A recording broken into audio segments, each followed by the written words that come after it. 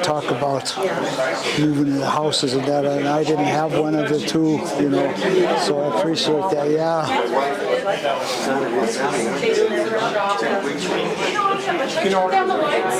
If there's any royalties, you know where to send the check. Okay. All right, we got a little mood lighting, ready to go. Thank you guys so much for joining us. Tyler isn't here today, so I get to do the introduction, which is such an honor because it's Jim Michelotti, who is one of our volunteers we have here at the Archives, and he is also the president of our Friends of the Archive Board.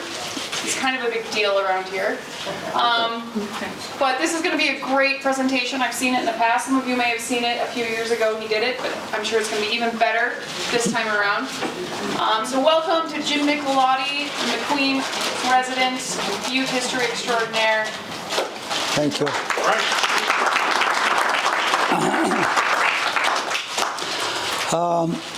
There was a handout. I hope people grabbed it, or you can get it. I can pass it out. Just let me know if I'm not talking very loud, because my wife does that all the time. She says, you mumble. And I says, you can't hear. So the combination of mumbling and hearing is... Anyway, we have given this presentation a few years ago, and Jim, could you turn on your microphone? it's on. They told me. The light's on. That's a recorder for the camera. Oh, so we don't have a microphone, I don't think, Ron, but I'll try to talk. I'll try not to mumble. But anyway, it says Meaderville and McQueen, and I actually am going to include all three neighborhoods because they were tied together, Meaderville, McQueen, and East Butte, during the talk. And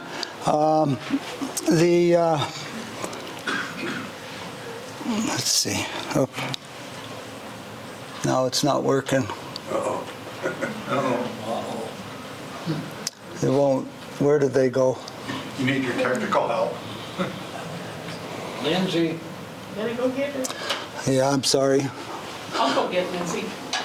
You go ahead and walk. Well, I need the next slide.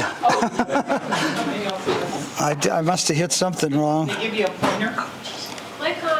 There it goes. Thank you. Anyway, I just put this slide up sort of to give, some of you would recognize a lot of the things that are in there, but to justify why I'm giving the talk. And the reason is that this is Meaderville, this is McQueen. You know, the East Continental is up here now, where they're doing most of the mining. All this is leach dumps anymore. This is the street that connected McQueen and Meaderville. And my grandmother who was a Butte, had a boarding house in Meaderville. And the reason I bring that up is that my mother and father got married in 1936 and moved into the boarding house like most people back then did. I have two sisters, and one was born in 38 and the other one in 40 in the boarding house. And my family moved to McQueen, which our house was right up there where I'm pointing, in 1940, and I spent the first 20 years of my life in McQueen mostly. But Meaderville was very close to anything, and you could see here's St. Helena's Church, you know, and here's Holy Savior Church. And when I did a genealogy book, and so I tried to show how many relatives lived in this neck of the woods. Stop me anytime if you have a question. You should have this handout, and this is something that Cassie Cassie, help me. Cassie, Jim, Cassie, Irene Scheidecker put together, and it has the Christmas displays went for 15 years, from 1946 to 1960, and each one of these will come. We won't go through them all, but they were very well done. And anybody who grew up in Butte in that era, I'm going to talk more about some of that stuff now. The other handout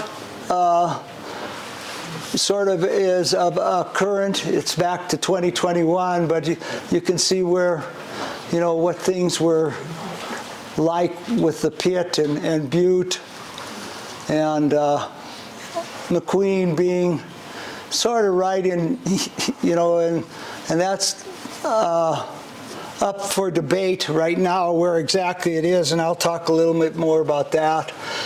This is part of that other handout. Gives you an overview of everything regarding the city of Butte.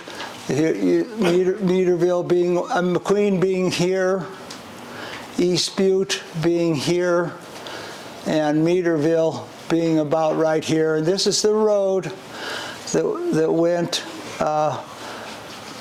to Helena from Butte. This is Park Street coming down here, wrapped around here, and then went up. And a lot of this is disappearing now with the mining operations, And so the way you would get, which is important to this presentation, is the way you would get to Meaderville back in the 40s and 50s and 60s. You'd come from uptown, then you took a road here that took you to Meaderville, another road here took you to McQueen, and then, like I say, you go up to Elk Park, And most of these displays had bumper-to-bumper traffic during this time of the year, and everybody took their kids, and everybody went and looked at these displays and everything else.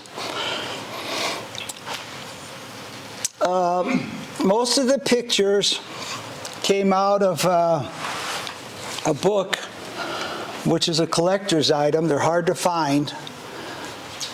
And that's where all these pictures came from. And it's the history of the Meaderville Fire Department. I don't know when this book came out, but, and I don't know where you could get a copy nowadays for sure.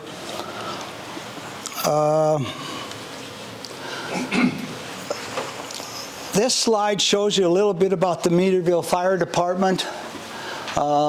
These are all the guys that did the displays. And every one of the displays took about 6 months to do. Wow. And they usually started in April, and then they had them ready by December. And most of the materials came from the Anaconda Company.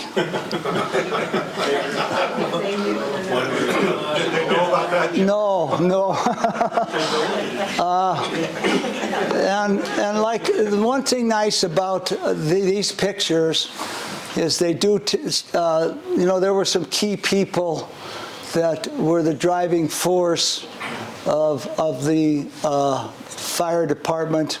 And like I say, if anybody wants a copy of this actual presentation, I can print these out and you can look at things.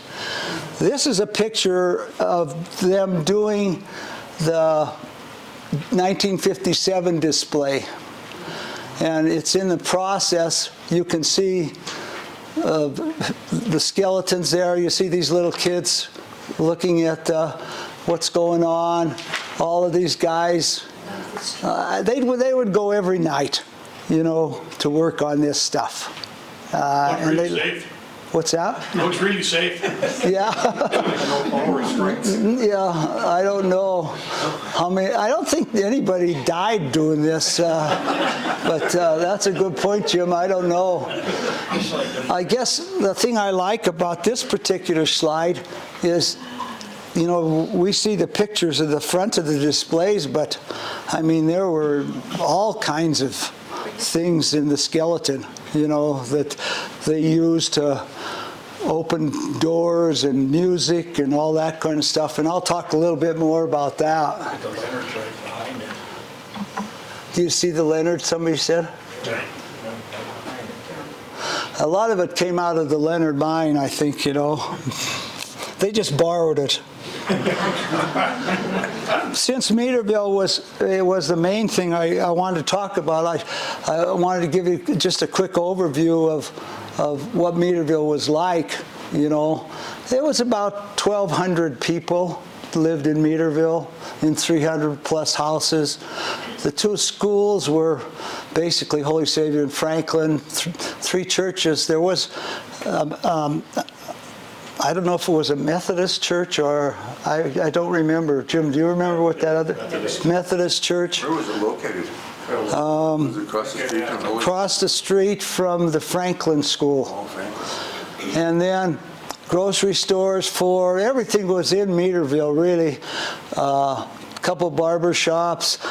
I have a gymnasium there. The Leonard Mine had a gymnasium right in its ground thing, you know, and you could play basketball there. They had a lot of boxing going on at that time, back in the 30s and 40s, but there was a gymnasium even. This little history of, you know, of Meaderville history. And basically it goes back to a guy named Meader, named 1876. He constructed a smelter.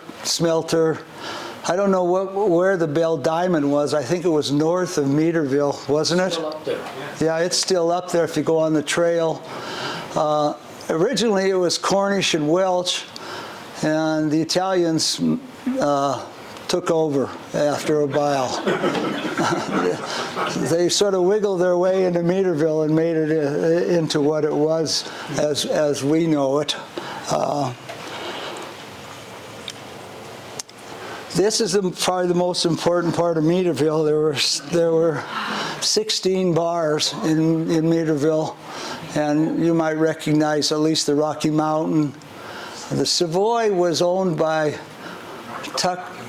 the Savoy was owned by Harp Cody and Tuck McGree, and you know, the Grosso's was the Aero Club. The Rocky Mountain was the rich man's place, and the Aero was the blue collar place to go. I don't know, you probably recognize some of the names. I can't imagine.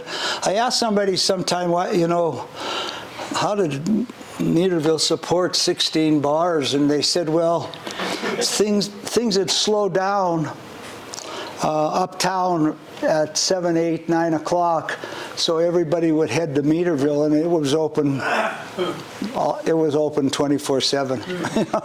Well, they had a lot of gambling those days, didn't they, too? Oh yeah, In Meaderville? a lot of gambling.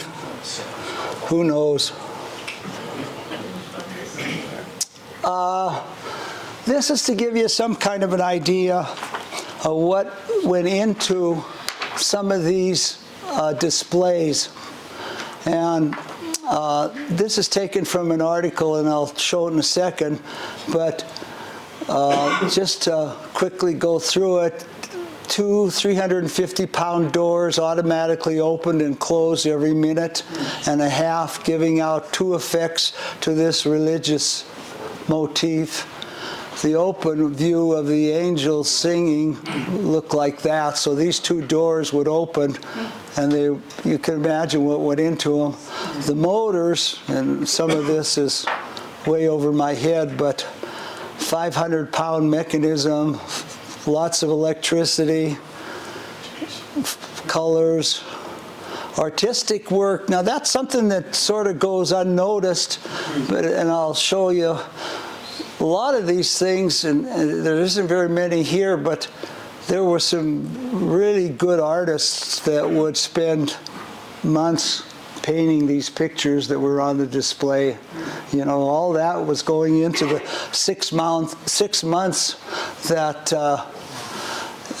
ended up taking to prepare this. It just wasn't, you know, we all put up Christmas displays now. You just didn't put it up. I mean, these were designed and lots of people working on them. Does anybody have any questions about some of the details of this?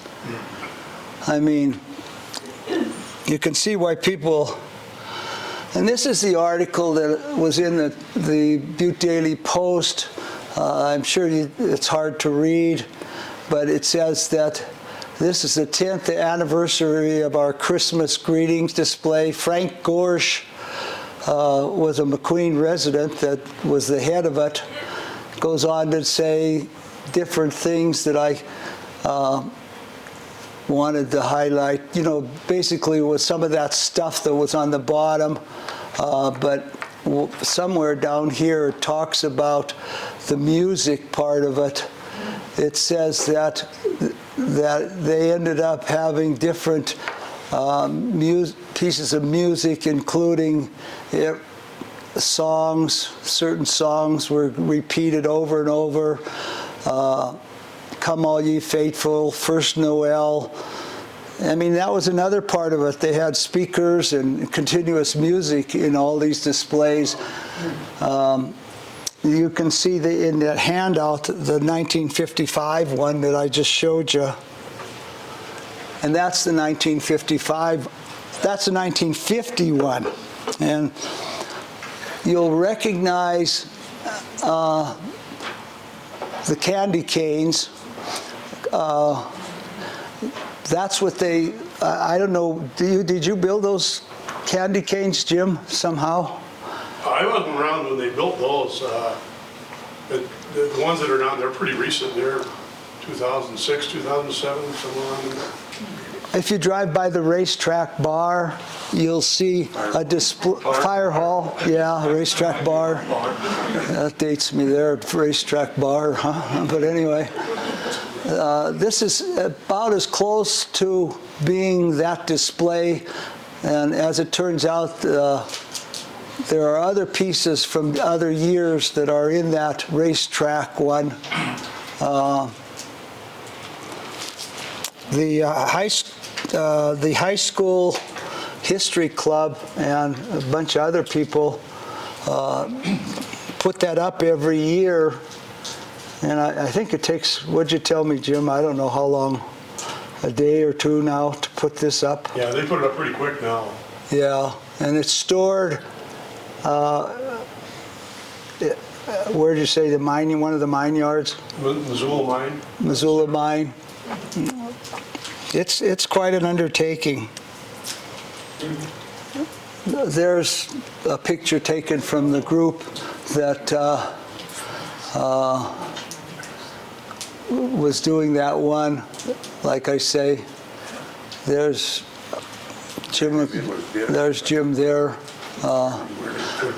Wayne's in there. Is Wayne in there? With the ferret. Right back there, is it? In the back with the sunglasses. And Charlie is not with us since. And Eddie Skubitz is behind Charlie. Skubitz, yeah. And then, what was your? Dog bandit. That was the dog that lived almost up here at the archives. And that's basically what's out at the display out by the racetrack now. And I think this came from Meaderville, didn't it? This crib? They made that in 2006 or 2007. Okay, yeah. But That's up the mining museum now. yeah. If you drive by the mining museum, you'll see this little nativity scene.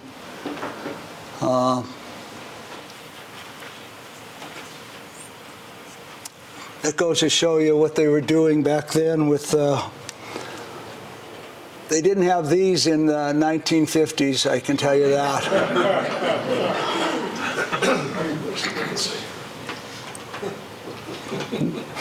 This looks a lot safer, doesn't it, than the one that I showed you earlier.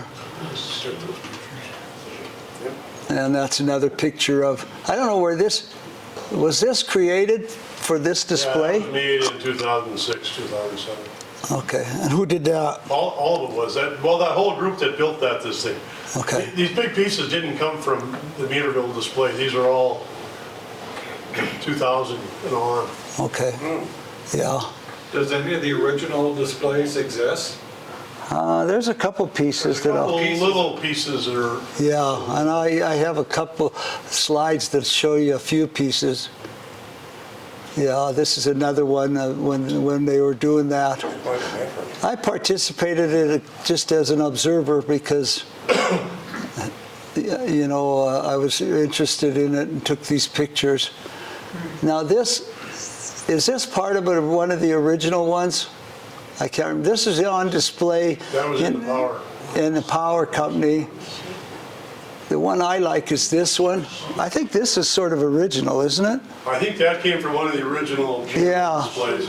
And the reason I sort of like this is look at the artistic stuff that went on, that was in them. You know, it's just amazing. And I don't know,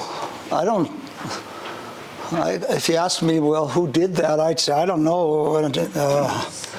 There were two guys that worked for Butte Neon. Yeah. I should have looked it up. I never gave it a thought. But one of them name was Scoville, and I forget the name of the other guy. And they worked for Butte Neon, and they did all the artistic work on this. Yeah. And Butte Neon was owned by the Cesarini family, wasn't it? Yeah. You know, I don't know. Yeah. There's a Cesarini boat. Anyway, you know, again, this, I don't think this probably took weeks or months to actually do, and I'm sure you had to have it preserved somehow in the weather and everything else. The reason I have this in there is once they had the Meaderville signs up, in January they would start making the floats for the 4th of July parade, the Volunteer Fire Department. And this is the I can't hardly see it, 51 float, and it was almost the same amount of work that the actual display was. So they worked year round. I think basically the displays and the floats saved marriages because the women would say, go work on a whatever. So when they got off work, they'd go to the volunteer fire department and do stuff like this. I remember my dad going there a lot. Another one of the floats. They had grapple and beer there too? Oh, provided, yeah. They had plenty of that. Again, this is sort of an overview of where all of this existed. And here again, this is McQueen. Meaderville actually had 3 main parts. And this is where all the bars and restaurants were. It was called Main Meaderville. This is North Meaderville, and a lot of people like the Ocellos and that, they had houses up there. This is more residential, and this was some commercial part of Meaderville. So it actually existed in 3 different sections.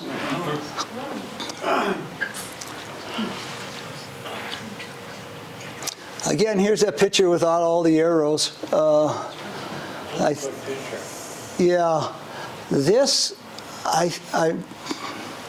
Well, anyway, here you have Franklin, Holy Savior, and this is that other church. Here's St. Helena's.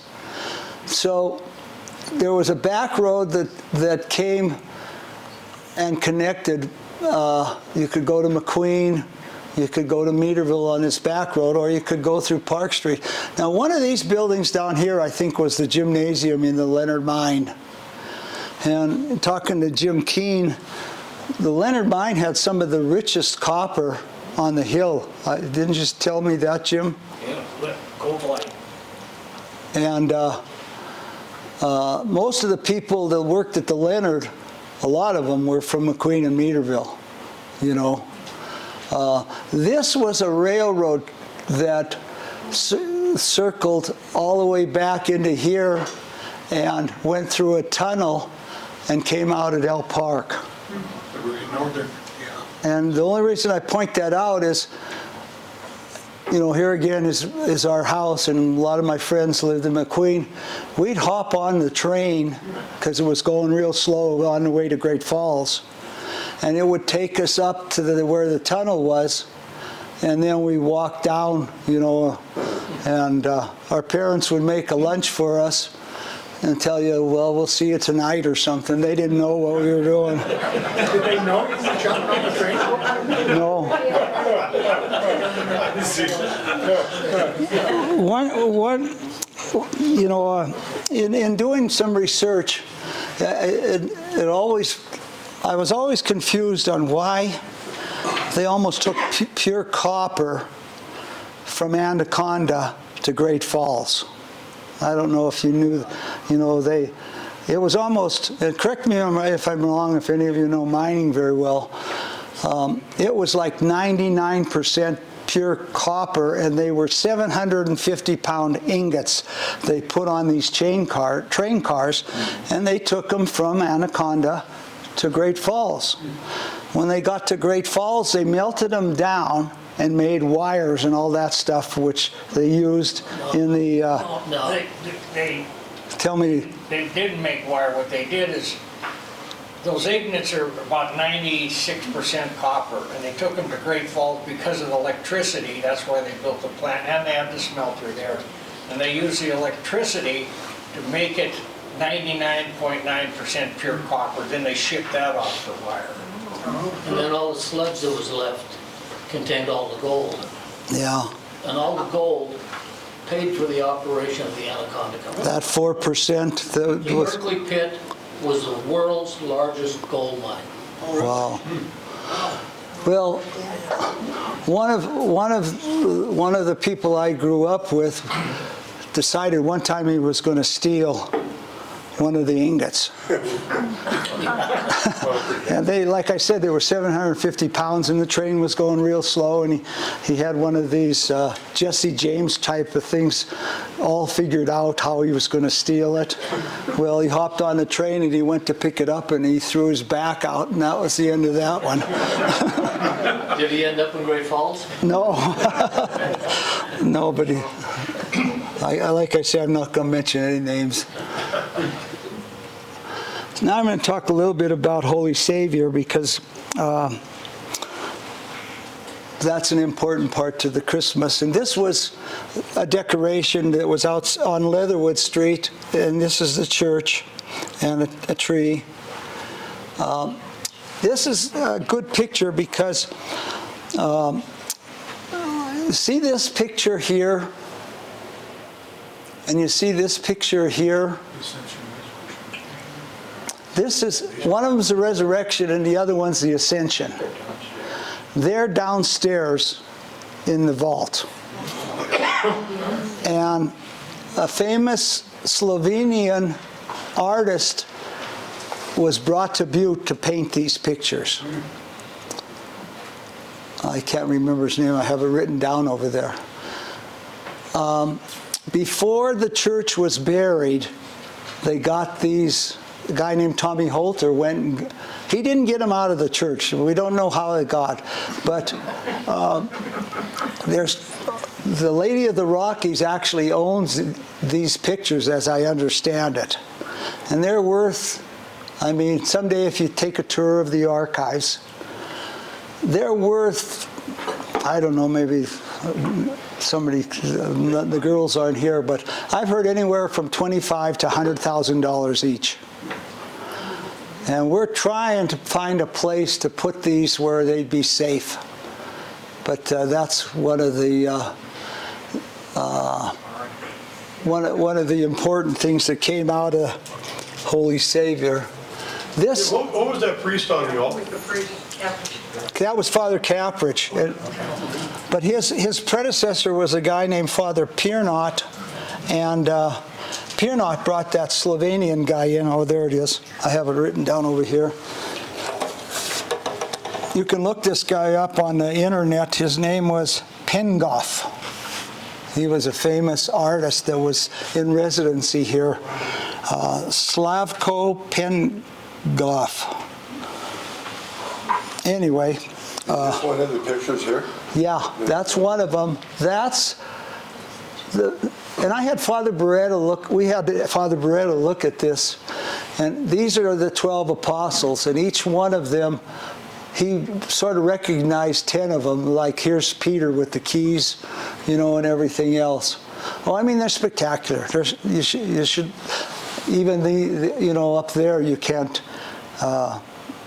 give them credit. The other one, I think that's the resurrection, and this is the ascension. No, this is the resurrection, because you can see the soldiers.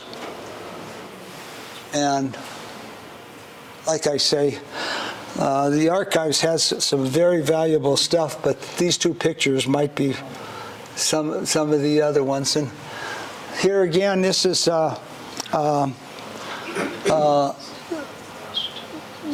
they're burying the church, and this is a very well-known picture, this being the church, this being the school. And back in those days, I know, in fact, I'll talk a little bit about how many of you are familiar with the Resurrection of the Holy Savior, the documentary? Well, it's an hour and 10-minute documentary that a couple guys produced, and they basically go through the history of mining and what went on with the neighborhoods and everything else. But the guy that was driving the truck, they actually went and interviewed him, and they found him. He's in his 70s, a young kid, and they asked him in this documentary, they said, well, how come you dumped your load on the church? And he says, if I didn't, I'd have been fired. And there was no choice. Was there any other artifacts saved before they buried it? Well, I think there were, but they're sort of. In fact, we got a call this morning from a gal at Silver Star that says she has the 9 stations that were in Stations of the Cross. Sure. And then she has some other things. So yeah, very few though. Jim, what year was that? Still there. This would be, Jim, what year would this be? I'm not sure. I think it's the late 60s. I don't know. I watched them bury it, but I can't remember what year it was. And the Anaconda Company, being the bad guy, wouldn't let anybody go into the, that's why it's so hard to find artifacts of it. But I think it was, I lived in McQueen from 1944 to when I went to Carroll College, and that would have been in the early 60s. So, I would say late 60s, early 70s. It was in the 70s. Was it, Jim? Yeah, Bernie Schaefer actually was an electrician working on, they made offices in the school and the church, and he graduated from high school in '69. He was working as an electrician in the early 70s when they remodeled that, before they buried it. At one time, and I don't know if I have a picture, but on the front of the school, they had the sign that said Anaconda Company. Yeah. And that's, Oh, there's the sign. There's the sign, there's the sign. yeah. I know one relative who the people were warned that worked for the company not to take anything out of that building. and he took something out of the building and he got fired. I mean, it was Who bad. took these pictures, Jim? These are good. I don't know. I haven't seen that one for sure. You know, we jokingly, back in, not to bore you with too many details, but there was 9 Catholic grade schools in the 50s, and 2,700 students in the Catholic grade schools. And IC was the biggest at close to 400, and Holy Savior was the smallest at about 125. And we always say that if they ever dig this up, they're going to find all kinds of trophies that we won at Holy Savior.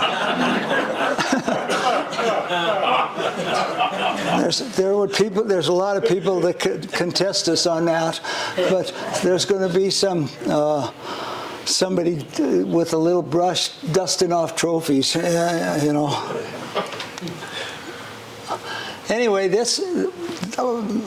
Meaderville Volunteer Fire Department had what I showed you, though. They had quite a group. This is the McQueen Volunteer Fire Department, and they had an equal amount of people that did a lot of the work. Just as a particular, this is my father right here, and he was not a butcher. He was a licensed meat cutter, and he had his own grocery store. And most of the licensed meat cutters came out of Hanson Packing. There's other people I could point out to you, but the club and the church were the two. So this says the first annual Christmas party at McQueen, 1938. You can see there was a lot of people. I think McQueen had more people than Meaderville. And now the reason I have this here is that we have a group of people that have formed a nonprofit that is working on trying to resurrect or to recreate the neighborhoods. And it's called the Lost Neighborhood Foundation. If you Google that on your phone, you will find a lot of information on what we're trying to do. And one of the things, how many of you have ever heard of the Resurrection of the Holy Savior? That documentary. So if you're interested, you can Google this, Lost Neighborhood Foundation, and this documentary is very well done. It'll have a pointer to it, and it talks about this.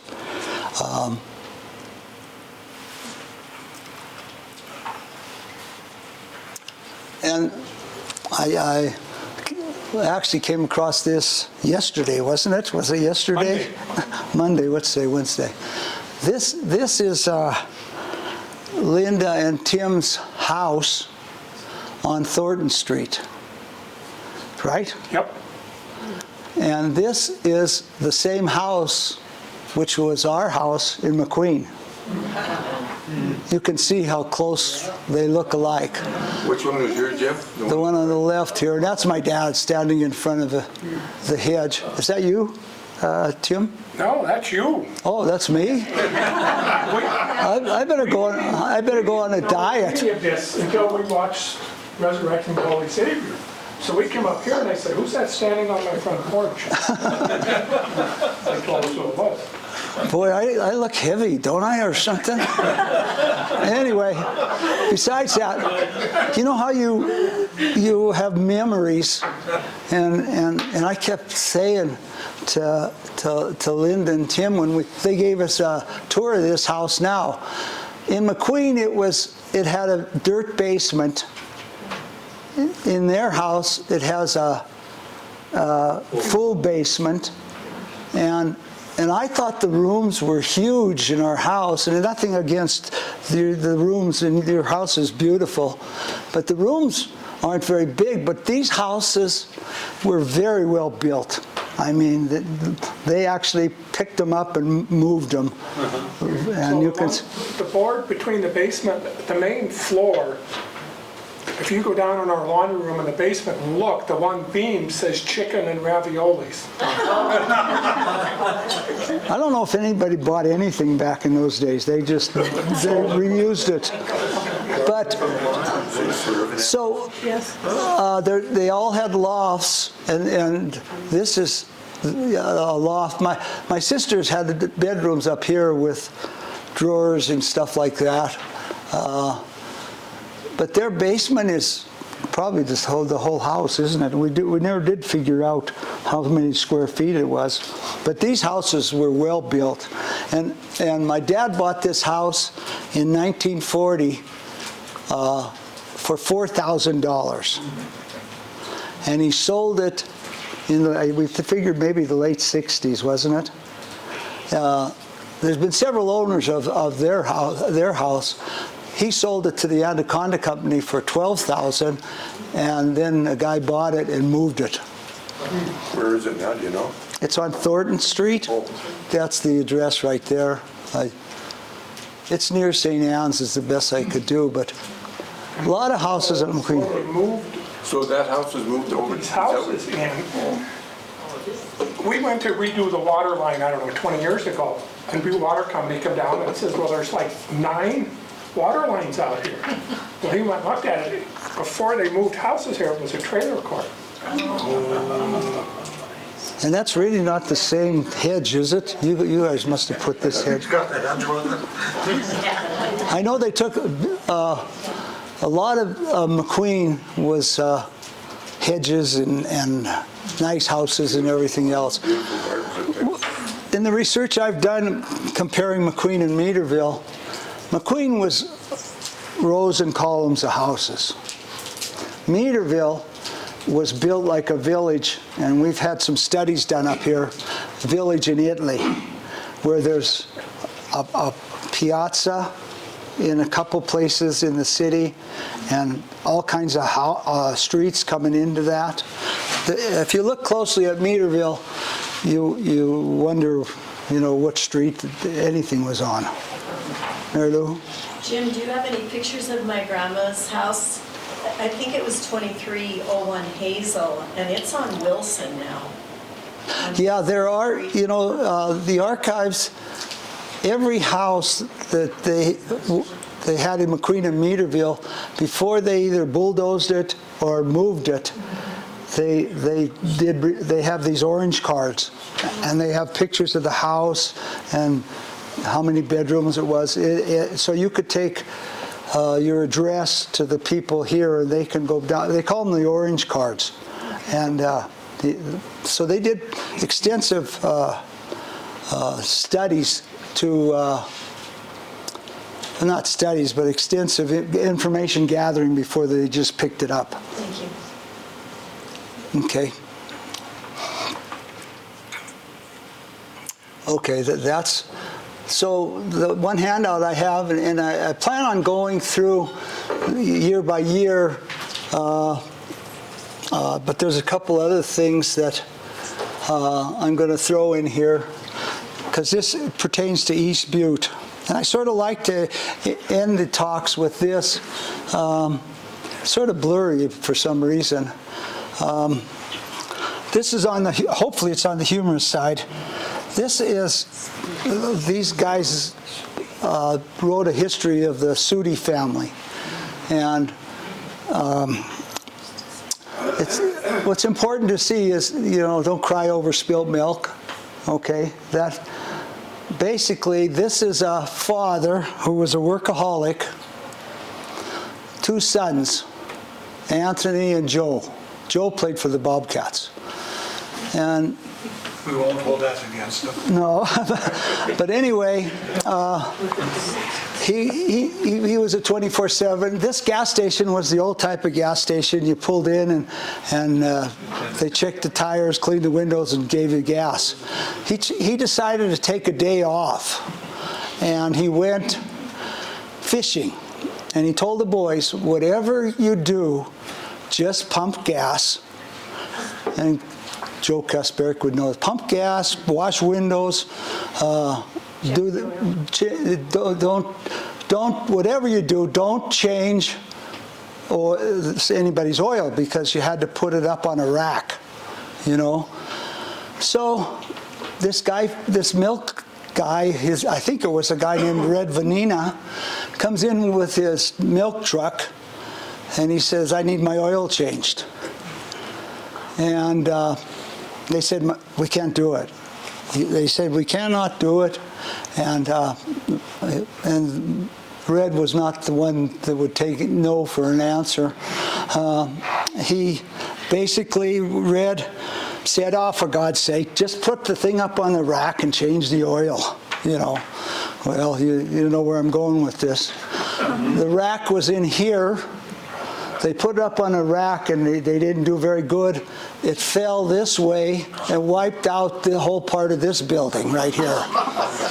In the process, milk and oil was everywhere. And what I remember going down and thinking, oh my God, you know, this is not good. Was this on the main street in Meaderville? Yeah, it was on the main street in Meaderville. This is the gas station that was in East Butte.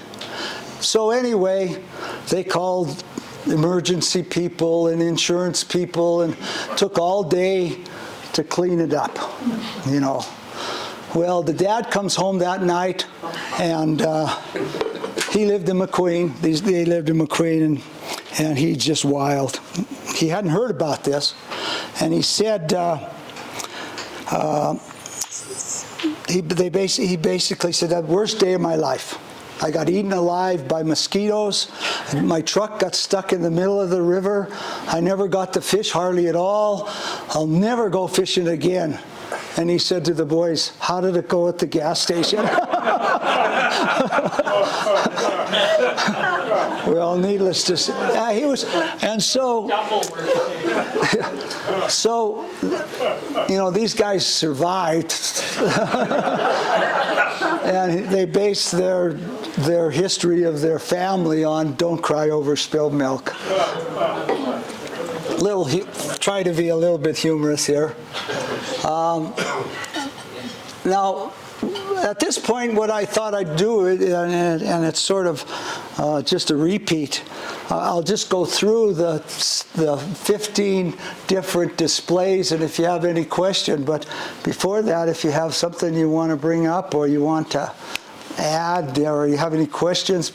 So, in other words, with that handout is year by year, and I'll just be going through each one of them, pointing out some things, you know, that they had, but you certainly have an overview of what went into these, and it was a major thing. And those of you that were able to drive and look at these, it was a special event, you know.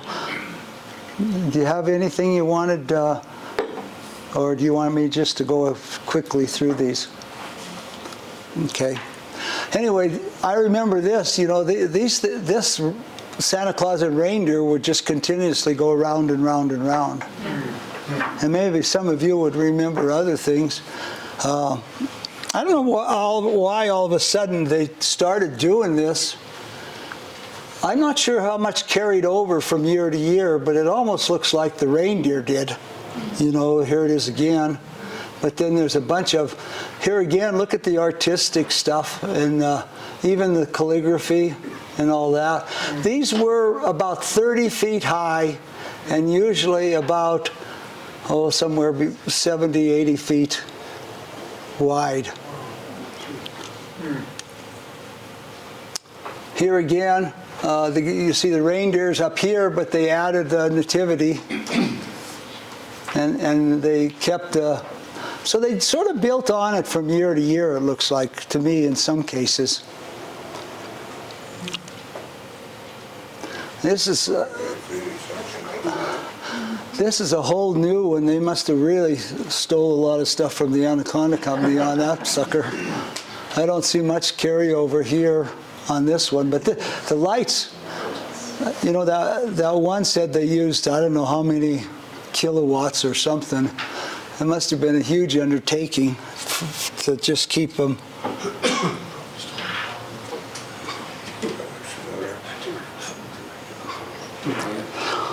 Yeah, in that one picture that I showed you of the fire department, I don't know where they stored this stuff because the building for the fire department was not very big. You could barely fit a fire truck in there. Here again is that one that we have at the racetrack, and they were all, somebody should write. I think in that book I showed you, there is more description of what went on in each one of these.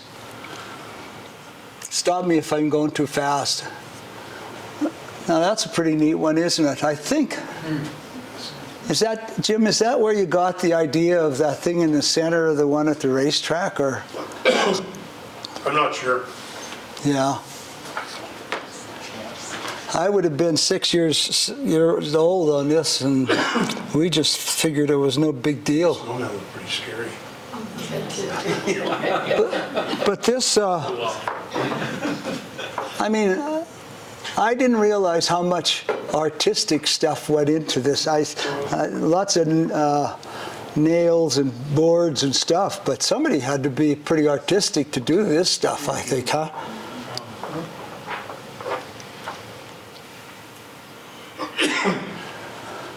I think those of us that were fortunate enough to see these have never recovered with the blow-up type of stuff you see today. In this, like I say, there's a bunch of things written there. We used to just walk down and look at them.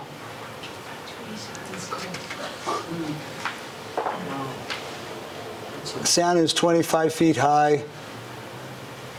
Mechanically operated figures added to the effectiveness. I don't know what they would be doing, but a lot of this stuff was just moving parts, constant. I don't know I never looked into how long they would stay up, but probably most of December, I would think.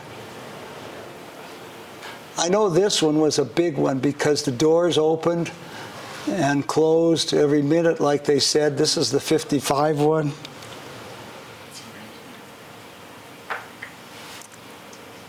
Six-paneled revolving display was the largest ever built by the Meaderville Volunteer Fire Department members, 110 feet in circumference. And I don't know who designed them, to be honest with you. I know Angelo Petroni was heavily involved in it.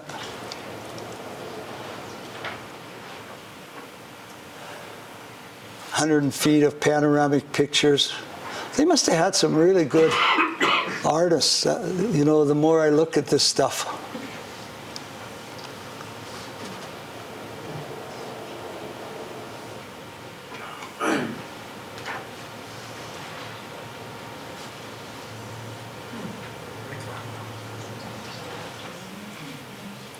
Look at that. That's sort of an interesting statement right there where it says all of these countries are represented in the picture somehow.